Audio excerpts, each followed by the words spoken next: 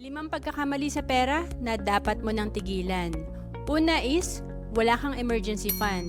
Ito yung pag wala tayong naiipon, syempre, in case of emergency, kagaya ng paano pag mawalan tayo ng trabaho, wala tayong pondo na magagamit. At kadalasan, nagiging solusyon natin ay ang pag-utang. Pangalawa is, ang hindi pagbabudget. Kapag tayo ay hindi nagbabudget, hindi natin alam kung saan napupunta yung kinikita natin at kung saan tayo nag-overspending. Kaya wala tayong control sa paghawak ng pera. And then pangatlo, meron ka lang isang source of income.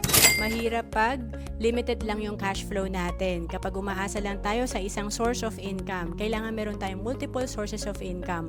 Ang mga mayayaman, meron silang at least 7 sources of income. And then pang-apat, ang hindi pag-i-invest ng maaga. Siyempre, pag tayo ay nag-ipon at nag-invest, advantage pag nagsimula agad tayo na maaga or habang bata pa tayo para yung time ay mahaba pa na magko-compound ang pera natin. And pang-5, wala kang healthcare at life insurance. Mahirap pag may nagkasakit sa pamilya or ikaw mismo nagkasakit or may nangyari sa'yo bilang breadwinner.